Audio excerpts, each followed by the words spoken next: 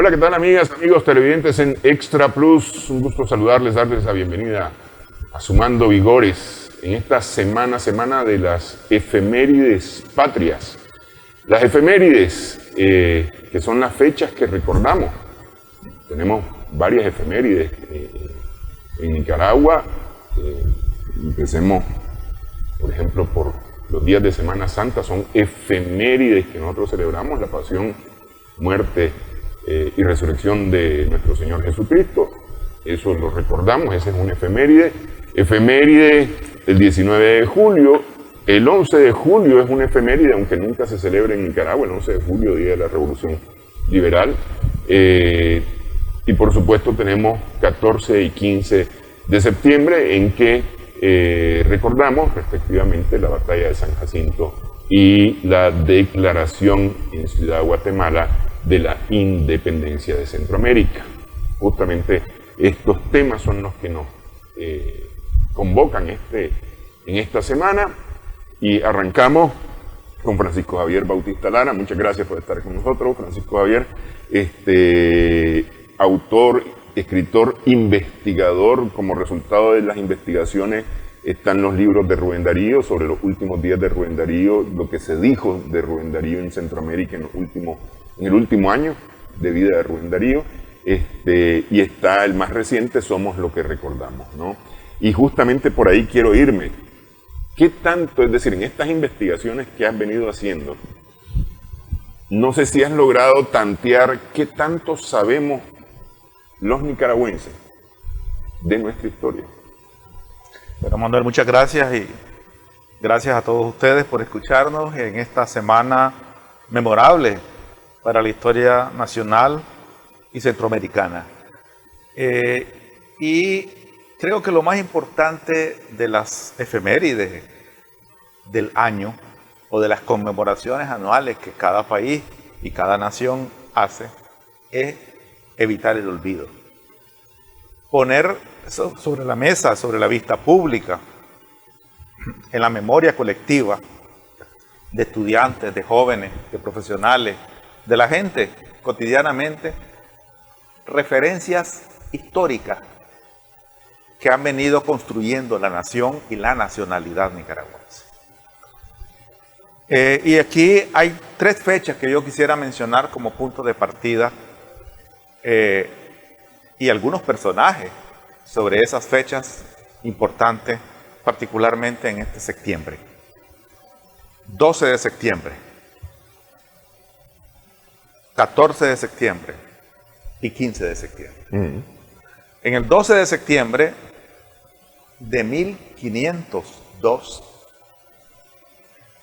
el aventurero Colón y su tripulación divisaron por primera vez lo que después se llamó el territorio de Nicaragua. Al asomarse, como todos sabemos, al cabo, gracias a Dios, después de una tormenta y de haber pasado, como dirían los cronistas, esas Honduras.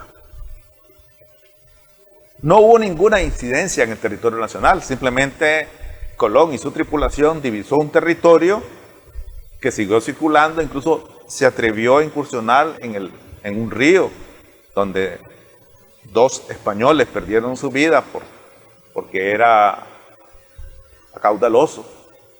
Continuaron sobre el Caribe nicaragüense, lo que es hoy el Caribe nicaragüense, divisaron las islas de Corn Island y la pequeña y la grande, y continuaron sobre la costa. Es decir, no tuvieron contacto con la población nacional, ni exploraron el territorio nacional, simplemente vieron que había ahí un territorio sin mayores detalles. Eso lo recitamos casi de memoria, y así casi recitado en la escuela.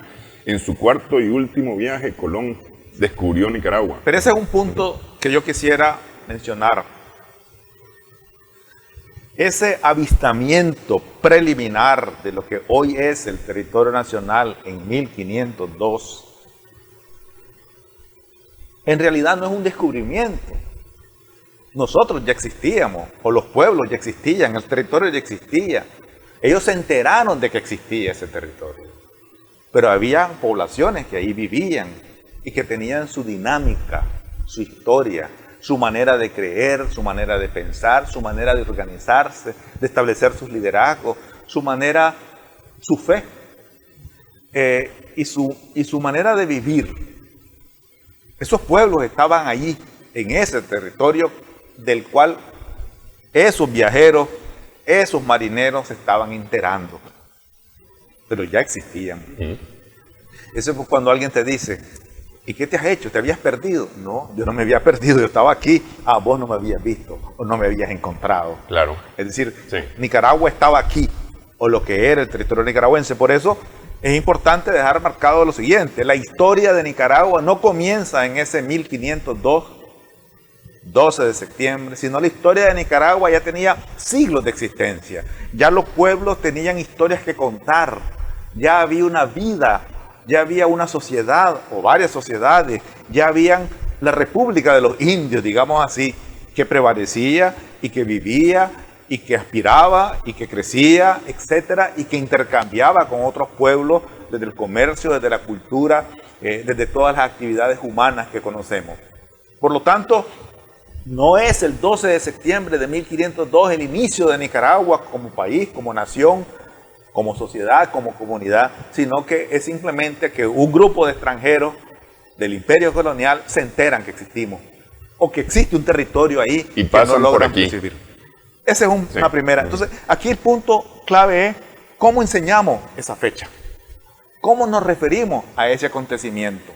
¿Lo vemos como un acontecimiento que inicia la historia nacional o lo vemos como un suceso del cual unos extranjeros se enteran que existimos o que existe un territorio y que por lo tanto hay una historia precedente importante que no podemos olvidar?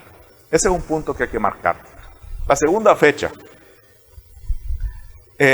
14 de septiembre, y aquí de 1856. Es decir, 2 días después. Ese 14 de septiembre es la batalla de San Jacinto, que es el episodio de la Guerra Nacional o el episodio de la historia nacional más conocido, más divulgado, más estudiado. De una guerra que algunos han dicho que fue una escaramuza, que no tuvo la magnitud bélica de otros acontecimientos de la Guerra Nacional que fueron mayores, como la guerra de Masaya, como la de Rivas, etc. Pero ese incidente, esa escaramuza, cuya importancia no tanto es por la magnitud militar, sino por las circunstancias políticas, por el efecto psicoemocional que producen las tropas nicaragüenses y extranjeras, por el momento en que ocurre, tiene mayor relevancia en realidad que el resto de batallas de la Guerra Nacional. Entonces, 14 de septiembre de 1856, además, uno de los héroes nacionales más conocidos de Nicaragua y antiguamente designado como héroe nacional, José Dolores Estrada, está vinculado con esa batalla de San Jacinto. Y después se han agregado otros. Bueno, está Andrés Castro, pero también están los indios flecheros de Matagalpa.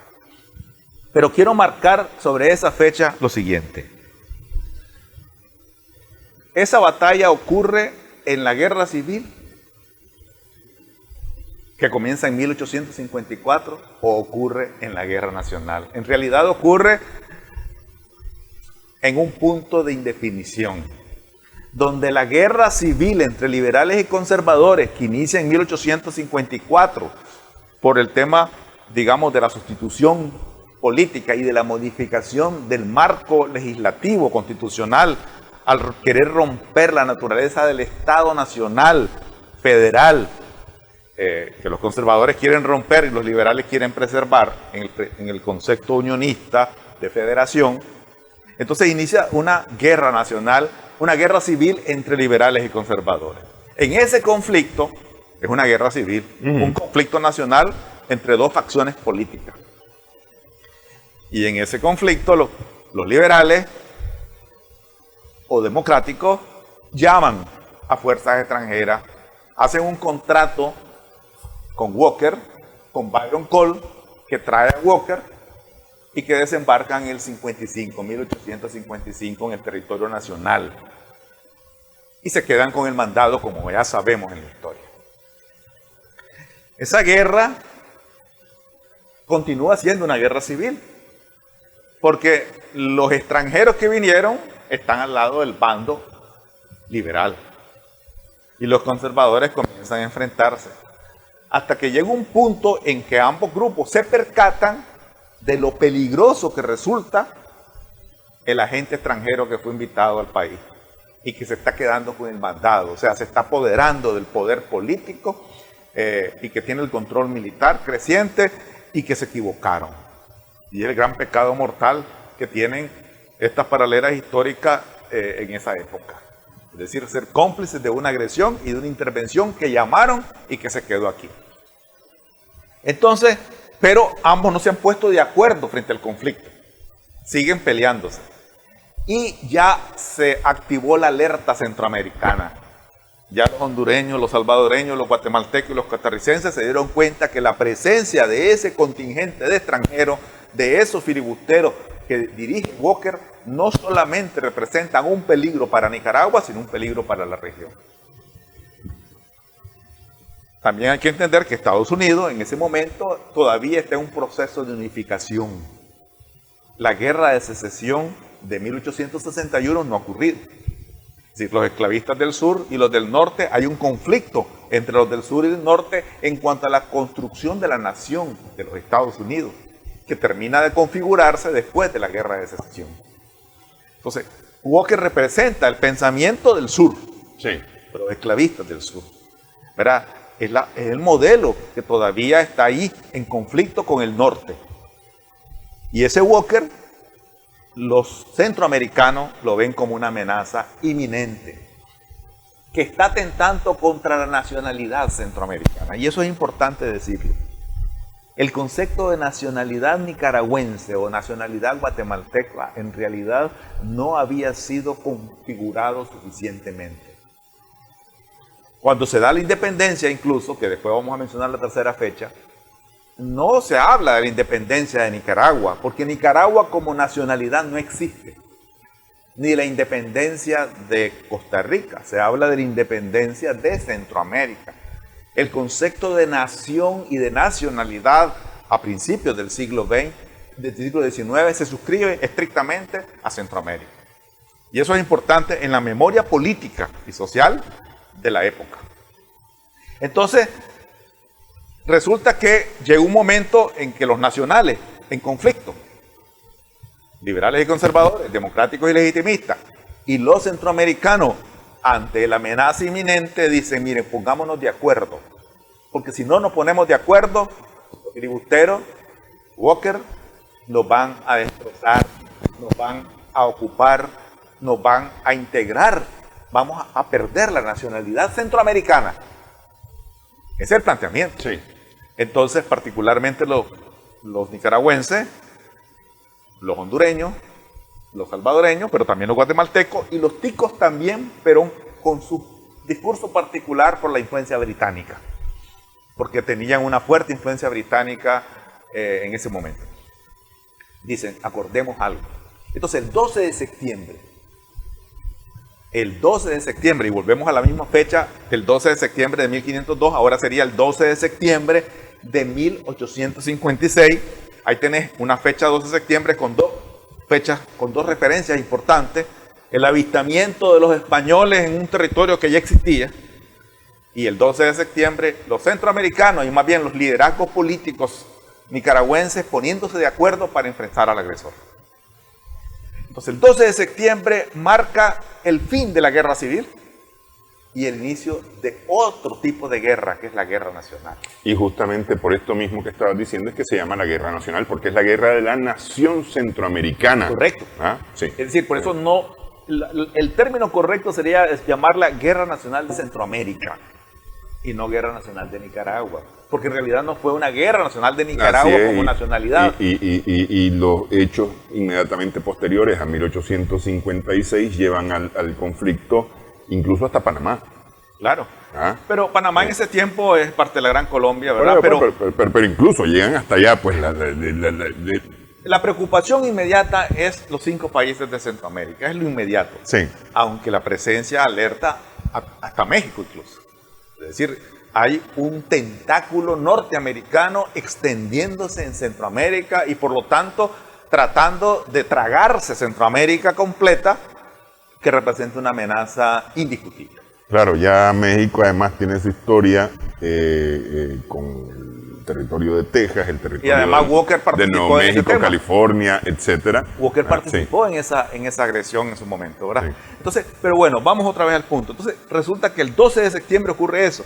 Y aquí quiero mencionar a un personaje importante de la historia nacional, que es Tomás Martínez.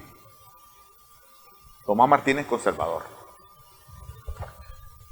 Recordemos que Francisco Castellón y Máximo Jerez en particular son liberales o democráticos.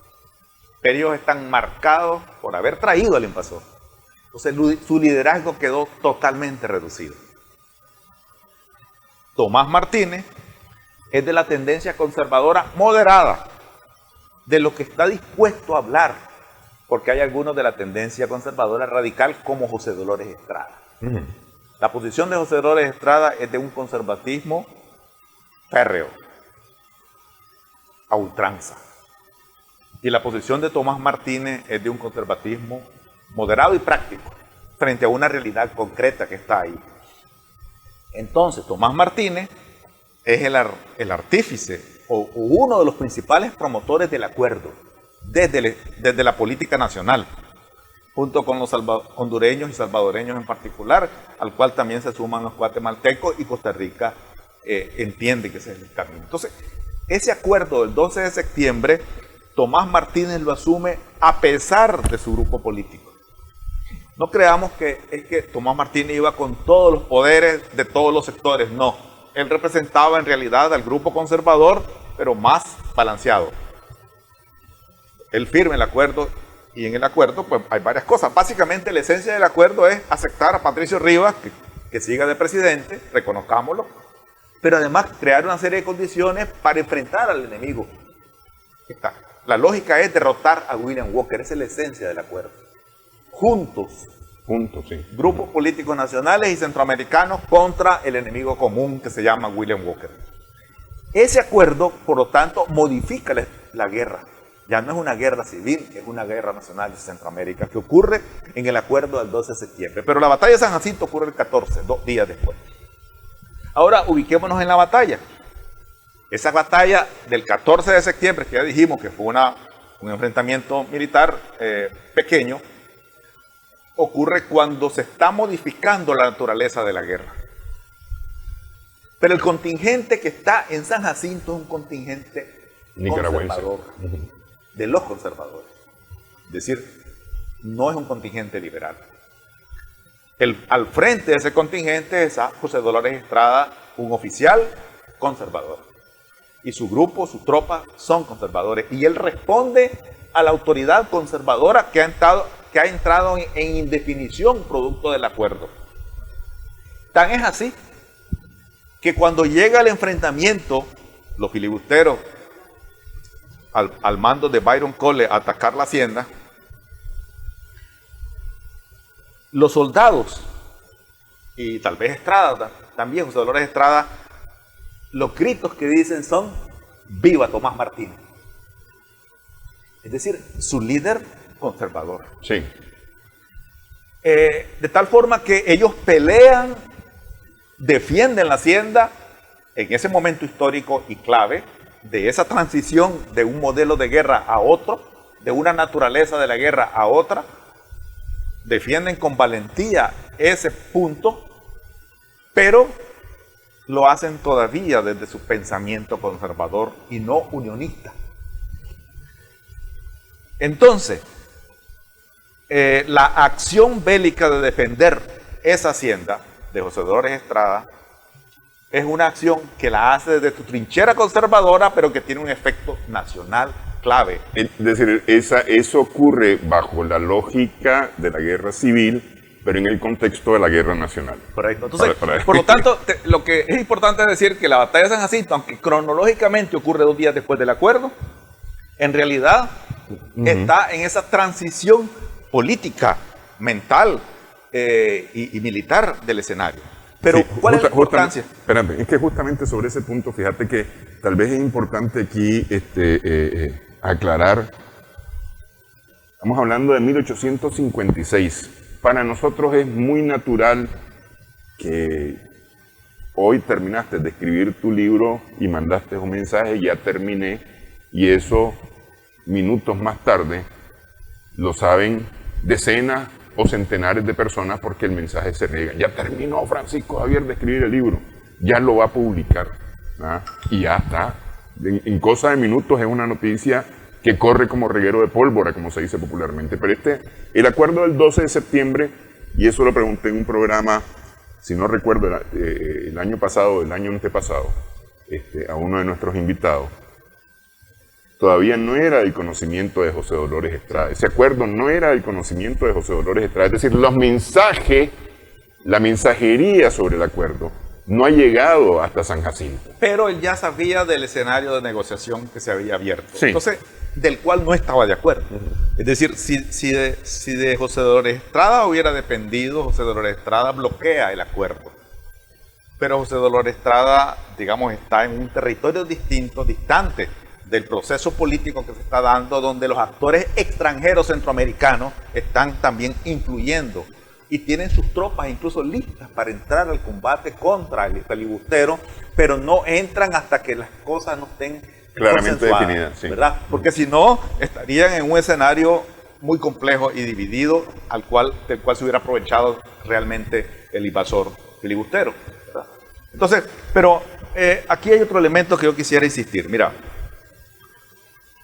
ocurre el enfrentamiento. ¿Y cuáles son las grandes virtudes de ese 14 de septiembre, de esa batalla de San Jacinto que dura desde la mañana a las primeras horas de la mañana? Primero, y lo que cuenta Walker en sus memorias, dice, la presencia del enemigo en San Jacinto, desde la vista de Walker, era un serio inconveniente para el abasto de víveres. Y como fue conocida en Granada, donde estaba sentado Walker con sus tropas y tenía un control total sobre Granada, y en ese momento hay que entender que Tipitapa era parte de la jurisdicción de Granada, de alguna forma, un gran número se presentó voluntariamente para ir a desalojar a los legitimistas, que son los conservadores, de la casa que ocupaban. Convino en que organizasen un cuerpo de voluntarios para un ataque sobre San Jacinto. Y los voluntarios eran en su mayor parte americanos que habían formado parte del ejército. Quizás muchos de ellos habían participado en la invasión a México, etcétera, ¿verdad? Salieron de Granada en la tarde del 12 de septiembre. Fíjate bien la importancia, digamos, 12 de septiembre te está haciendo el acuerdo allá. En Matagalpa. En Matagalpa están acordando el fin de la guerra civil, digamos así. Y el 12 de septiembre estaban las tropas de Granada para San Jacinto. Y pasando por Masaya, llegaron a Tipitapa en la mañana del 13. Allí ofrecieron el mando de la expedición al teniente coronel Byron Cole. Byron Cole es el que firme el acuerdo, la contrata con Castellón para traer a los filibusteros. Esa contrata se le endosa después a William Walker y allí trae Walker con su contingente. De tal forma que William Walker se queda con el mandado al final. El vínculo entre Byron Cole y Walker es un vínculo comercial, pero hay un vínculo importante. Es decir, estás hablando de alguna forma como el actor de esa invasión. Es Byron Cole, es el que establece la puerta para esa invasión filibustera. Dice, el segundo al mando fue William Marshall, ciudadano de Granada. Es decir, vos sabés que ahí hasta Walker se hizo nicaragüense, ¿verdad? En términos de la decisión de ellos. Cole y su columna llegaron a la vista de San Jacinto como a las 5 de la mañana del domingo 14 de septiembre.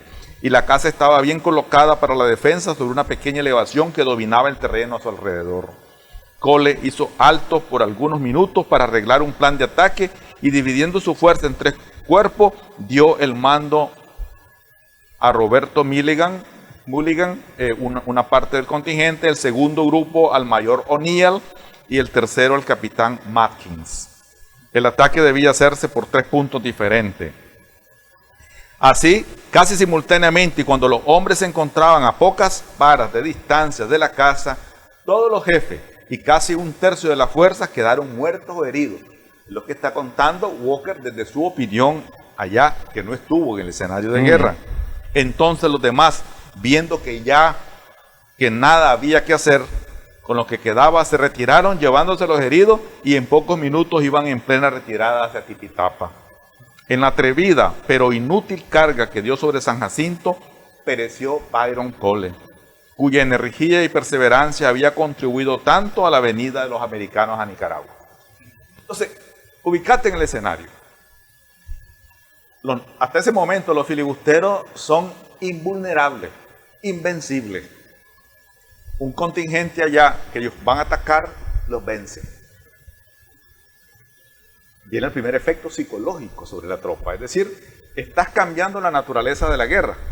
Y en ese momento concreto hay una batalla que todavía no tiene las fuerzas unificadas de la guerra nacional, pero en esa batalla, en ese intento de ocupar una casa, hacienda, los norteamericanos pierden y son derrotados. Ahí participan los indios flecheros de Matagalpa, como ya se ha reconocido evidentemente, y muere Byron Cole. Aunque Walker dice que muere en la batalla, otras evidencias dicen que muere a unos 5 o 6 kilómetros de San Jacinto en la hacienda San Ildefonso. Porque resulta que hay un personaje que es casi olvidado en la historia, que es de apellido Salmerón. Este cabo Salmerón es el que está de vigía en la noche, en la mañana, y es el primero que divisa las columnas que se aproximan a la hacienda. Y da el aviso. Sí, el que da la alarma, sí. Eso es importante, porque ¿qué hubiera pasado si ese vigía se duerme o no ve? Simplemente esa hacienda se la toman. Pero el hombre estaba alerta y avisó que se estaba viniendo 3 columnas que se aproximaban a la hacienda. Eso es meritorio. Pero cuando termina el enfrentamiento, como dice Walker, agarraron a los heridos y se retiraron, se replegaron para Tipitapa. Tipitapa de la hacienda queda a unos 20-21 kilómetros. Entonces, en esos kilómetros, más o menos como a 5 kilómetros, está la hacienda San Ildefonso.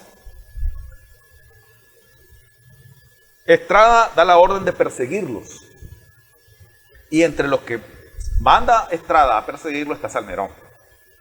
Salmerón logra darle alcance en la hacienda San Ildefonso a Byron Cole. Y ejecuta a Byron Cole en la persecución. Lo que más le duele a Walker es la muerte de Byron Cole. Lo que más impacta a los norteamericanos, a los filibusteros, es la muerte de Byron Cole, un hombre emblemático en la invasión norteamericana de esa fecha. Por lo tanto, un impacto moral.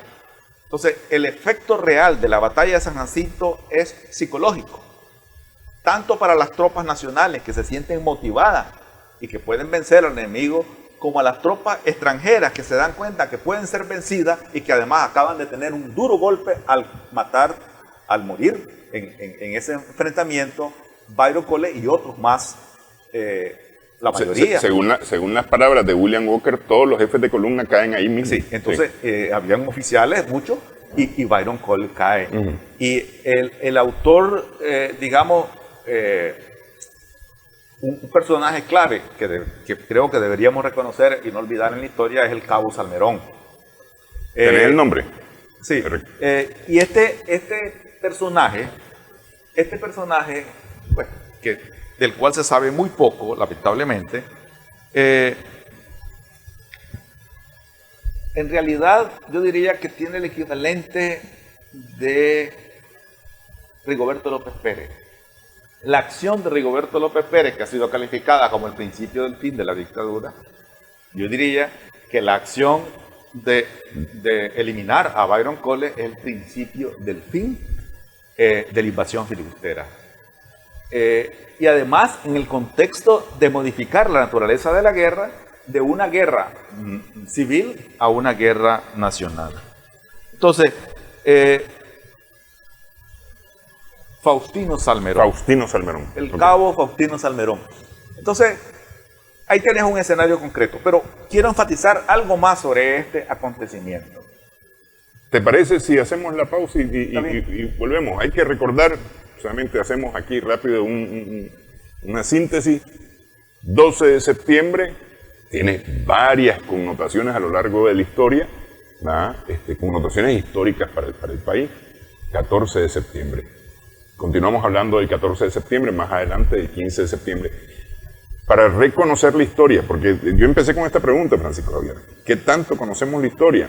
¿Usted sabía de todas estas datos, estas vericuetos de la historia nacional? Sigue en sintonía, Sumando Vigores.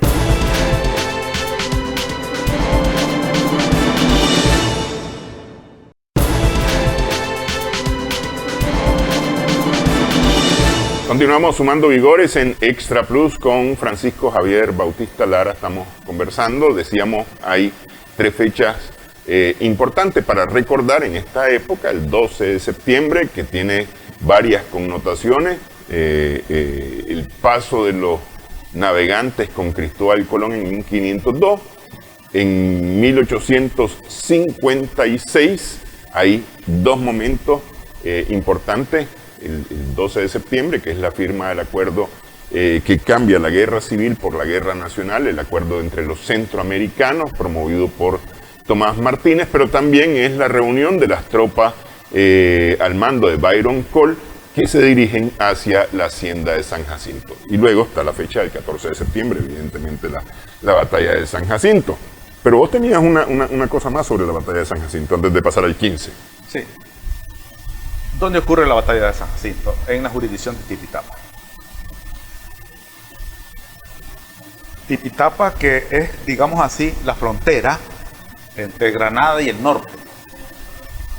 El territorio resulta importante para los filibusteros que están en Granada para abastecerse de carne, de víveres, etc. De Tipitapa te puedes dirigir al norte a Matagalpa, Jinotega, etc. Y te puedes dirigir al sur a Granada, al lago, etc. Ahí ocurre esa batalla que está en el punto de modificación de una naturaleza a otra naturaleza del conflicto militar. Tal vez por una ubicación, tal vez de contexto también. Todavía en los años 30 del siglo pasado, del siglo XX, es decir, cuando Sandino está librando su batalla, esa zona tiene vital importancia al grado que las tropas de Sandino llegan a lo que hoy es San Francisco Libre, a San Francisco el Carnicero, que era un puerto importante para poner el oro que venía del triángulo minero y de la zona norte del país, incluso de occidente, y bajaban por Tipitapa e iban a San Francisco. Todavía en los años 30 del siglo XX.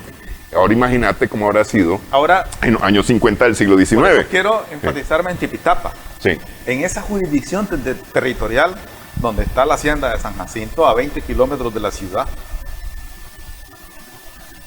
Y resulta que el 4 de mayo de 1927 ocurre en lo que hoy es la Plaza de la Dignidad de Tipitapa, el conocido Pacto del Espino Negro.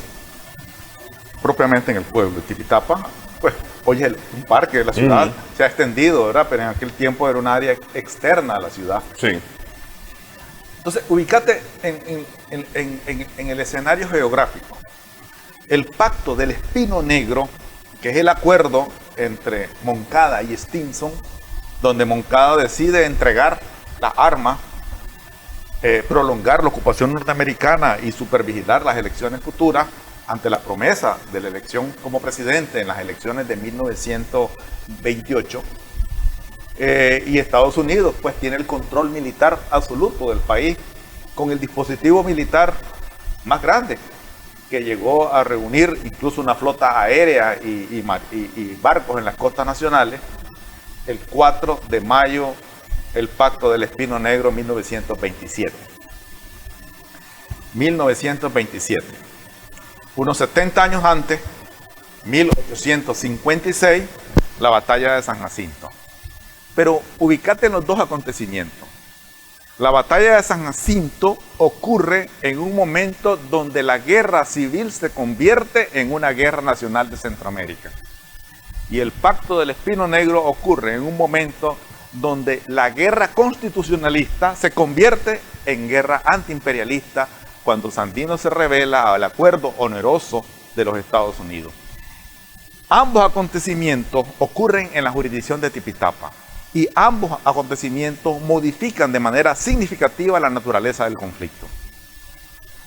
En el primero, de 1856, se incorpora el elemento de luchar contra la agresión extranjera. Unidos contra la agresión extranjera. Centroamérica y los grupos políticos contra la agresión extranjera. Esa batalla ocurre en ese momento de transición. La Guerra Nacional de Centroamérica, por lo tanto, instaura en la conciencia nacional centroamericana y nicaragüense valores fundamentales de la nacionalidad. Porque es la defensa de la soberanía, la defensa de la independencia nacional que está en riesgo ante una amenaza externa. La defensa de la nacionalidad centroamericana, que incluye la nacionalidad nicaragüense. 1850. Pero traslademos a 1927. También en la jurisdicción de Tipitapa. Aunque el Pacto del Espino Negro es un pacto entreguista, el Pacto del Espino Negro rompe la naturaleza de la guerra anterior porque pone fin a la guerra. O sea, el pacto termina la guerra constitucionalista. Se produce un impasse y nace la rebeldía de Sandino, que tiene un carácter antiimperialista por la defensa de la soberanía. Y esa guerra de Sandino, esa guerra antiimperialista que promueve Sandino, arranca precisamente a partir de la naturaleza del acuerdo. ¿Qué quiero decir con esto? Que geográficamente en la jurisdicción de Tipitapa ocurren dos acontecimientos clave que marcan la transformación de la naturaleza de dos conflictos bélicos de la época.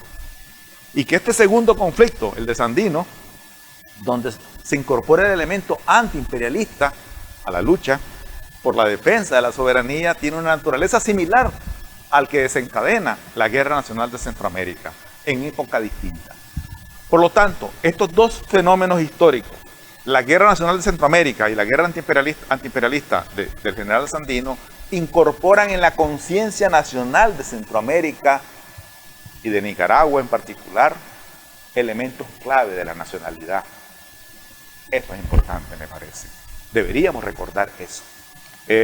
Y además reconocer que Tipitapa, esa jurisdicción de Tipitapa, tiene, por casualidad quizá, pero también por la ubicación geográfica que representaba como la puerta hacia el norte y la puerta hacia, digamos, terrestre, hacia Chontales, Buaco, del sur, donde el poder político fundamentalmente estaba en Granada, Managua, Granada. Bueno, esa era la puerta. Si pasabas la puerta, entrabas al resto del territorio nacional. De tal forma que Tipitapa juega un papel clave en esos momentos históricos. Quiero terminar esa fecha, 12 de septiembre, con otra referencia importante. Por casualidades de la vida, y quizás algunos dicen, no hay nada es casual en la historia tampoco, el 12 de septiembre de 1860 fue fusilado en Trujillo, Honduras, William Walker, en su último intento por querer invadir y ocupar Centroamérica. Entonces, solo para hablar de septiembre tenés el primer avistamiento de los invasores españoles en 1502, el acuerdo providencial que convierte la guerra civil en una guerra nacional de Centroamérica el 12 de septiembre de 1856 y finalmente el fin de Walker en Trujillo, Honduras en 1860. Y el 14 de septiembre, esta fecha que estamos recordando, es un punto que modifica la naturaleza del conflicto y que, aunque es una batalla que sale del concepto de la guerra nacional, está cronológicamente vinculada y abre las oportunidades de vencer al invasor. Moraliza a las tropas nacionales y desmoraliza a las tropas invasoras y afecta emocionalmente a Walker. porque a través de este personaje, desconocido todavía para Nicaragua, insuficientemente conocido, Faustino Salmerón, ejecuta a Byron Cole, que fue el artífice del acuerdo. Pero ahora voy a referirme a la tercera fecha importante. Si te parece, vamos a hacer corte aquí, vamos a dejar el 15 de septiembre aparte, solito, ¿verdad? Te decía yo lo de las efemérides, o decía yo al inicio del programa lo de las efemérides. Para esto son las efemérides, para recordar este tipo de cosas, para entender este tipo de cosas, para comprender. La historia no es solamente sucesos que ocurrieron y que más tarde los aprendemos, nos los cuentan, ¿no? Es sustento de vida. Regresamos en esta edición Sumando Vigor.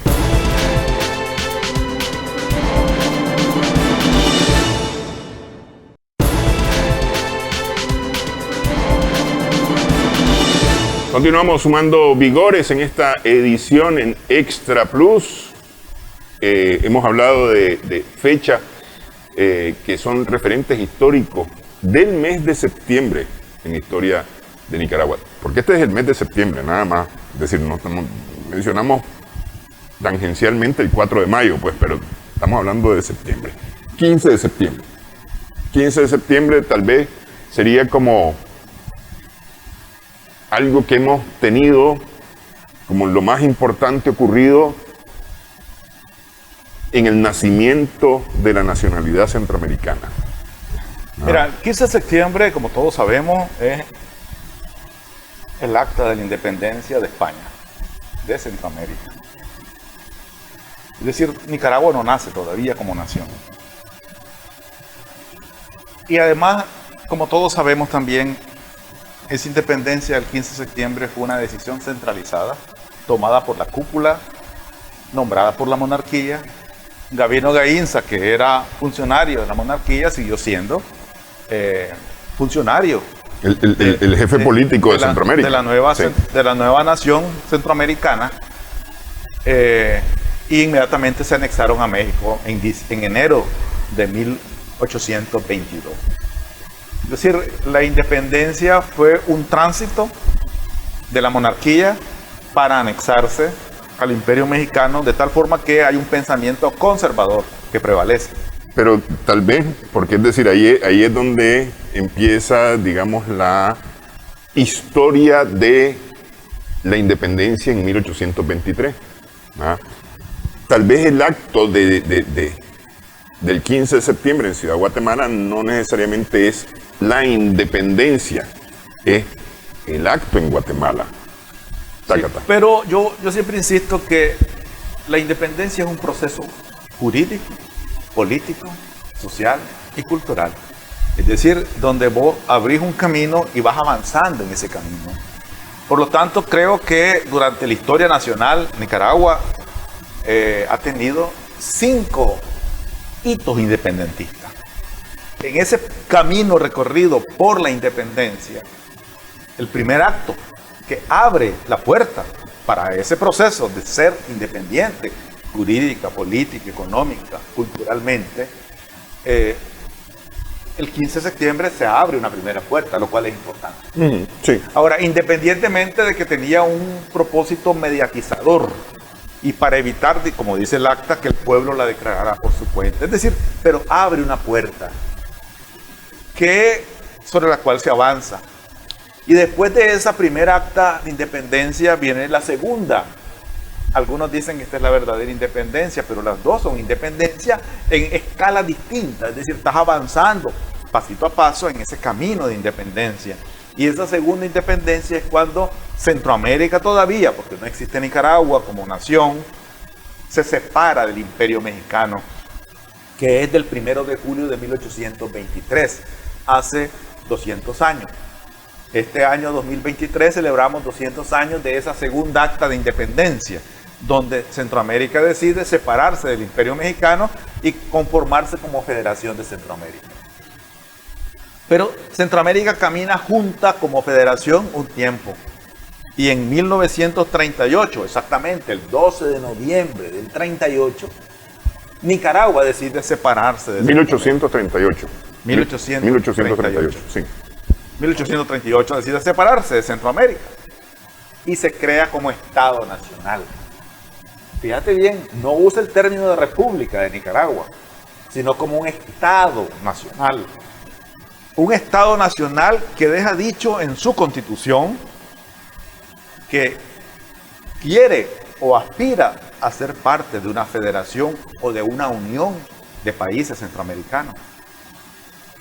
Entonces, tenés tres momentos en ese avance de la independencia, o diría tres actos independentistas.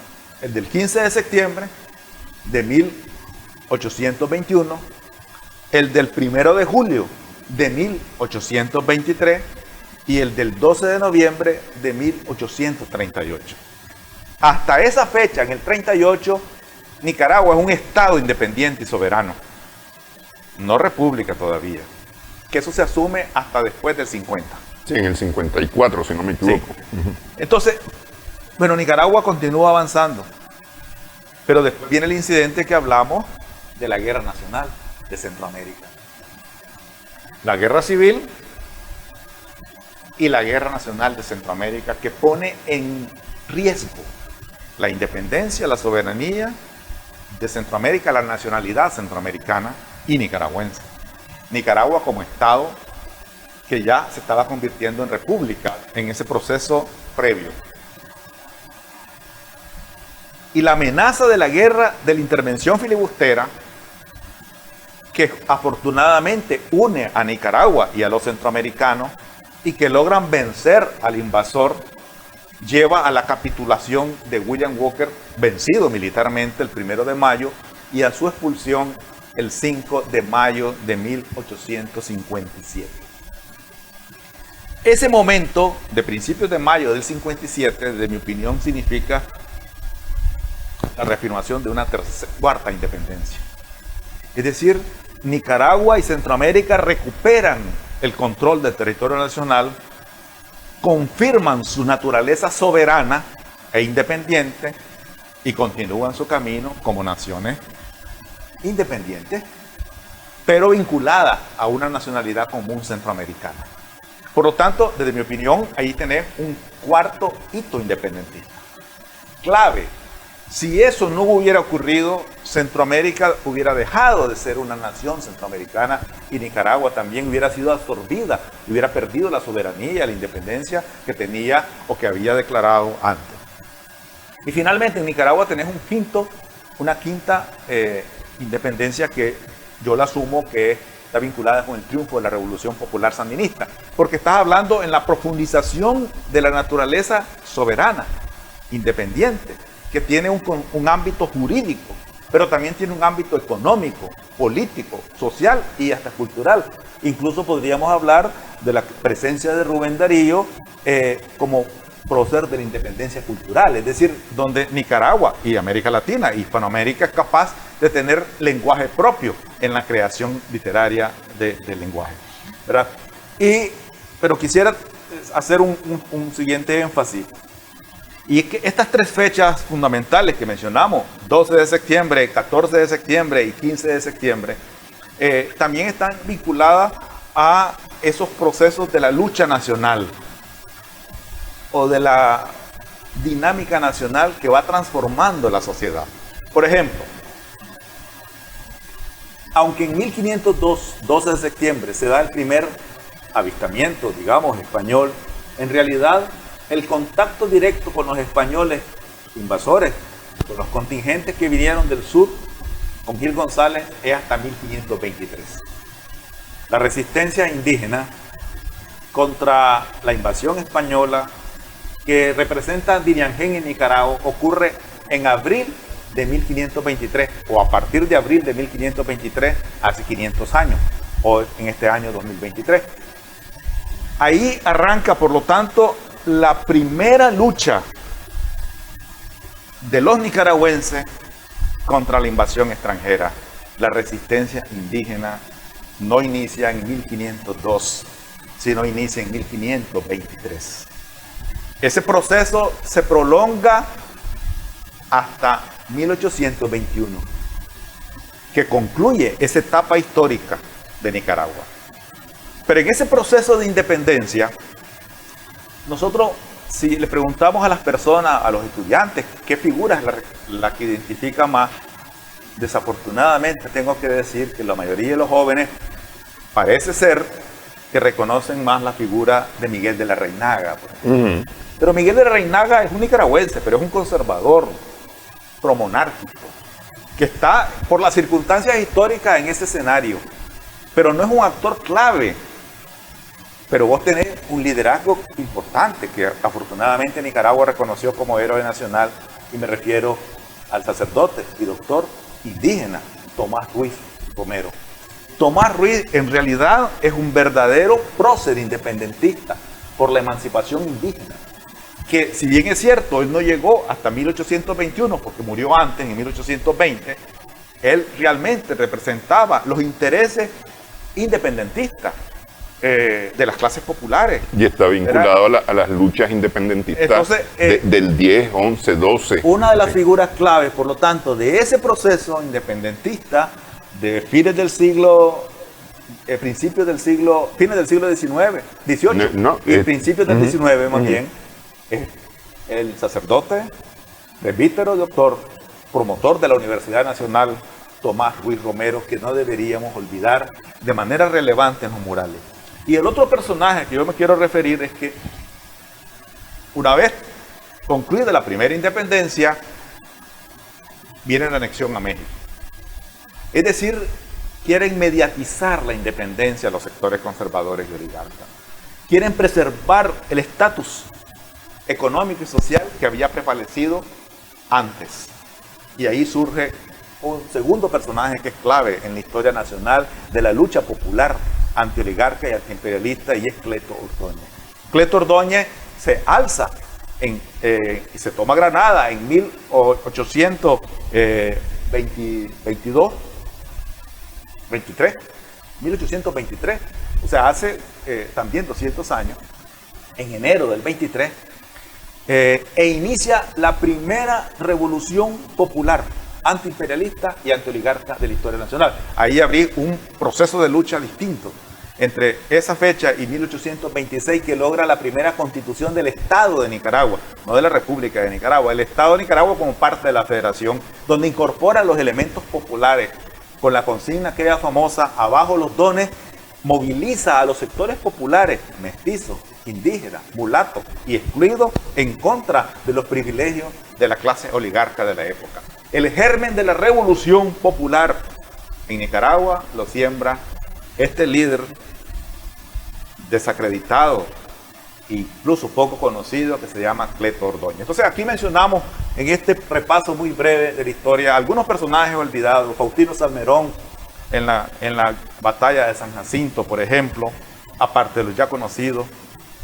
Al sacerdote, presbítero y doctor Tomás Ruiz Romero, uno de los realmente próceres de la independencia de Nicaragua, de Centroamérica, y a Cleto Ordóñez, el pionero, el precursor de la Revolución Popular antiimperialista y antioligarca de Nicaragua. Que lleva a la independencia la declaración del 1 de julio de 1823. La verdad es que si nos quedamos aquí, hacemos toda la semana, nos lanzamos 5 horas, y no vamos a tener todavía tiempo para terminar de hablar. Te agradezco mucho, Francisco Javier, esta primera platicada.